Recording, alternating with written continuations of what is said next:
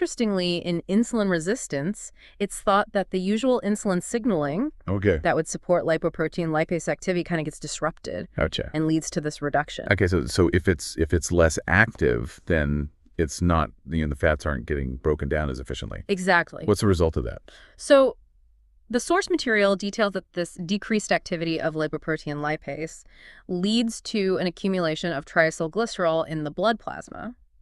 So this is hence, high triglyceride levels that we see. Gotcha. So it's just like the body's fat clearance system is just becoming less effective. Exactly. Yeah, that's a great way to put it. It's becoming less effective. Okay, so that paints a really clear picture for lipoprotein lipase. Yeah.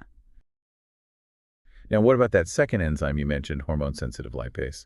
Right. So hormone-sensitive lipase primarily operates within the fat tissue. Okay. And in insulin resistance, its activity actually increases. Oh, wow. Okay. So it's the opposite Interesting. of what we see with lipoprotein lipase.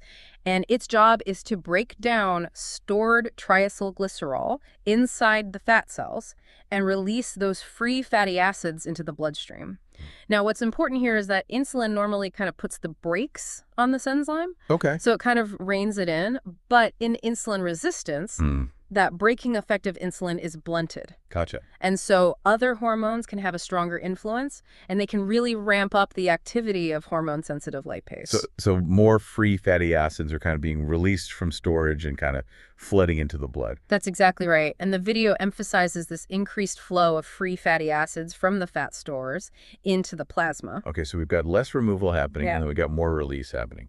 Exactly. You have one enzyme that's slowing down the exit of fat from the blood, and another enzyme that's speeding up the entry of fat into the blood. Wow. So it's like opposing forces creating kind of like the perfect storm for unhealthy lipid levels. Yeah, I like that analogy. The perfect storm. That's a good way to put it.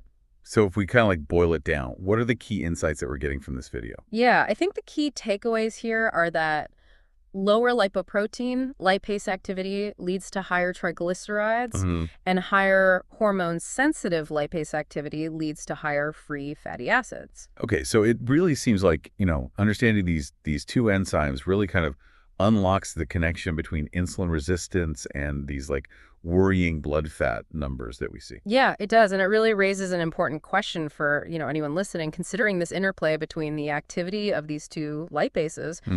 How might your day-to-day choices affect these enzymes? Think about things like diet, exercise, even stress. What could the implications be for managing insulin resistance and keeping your blood lipids in a healthy range?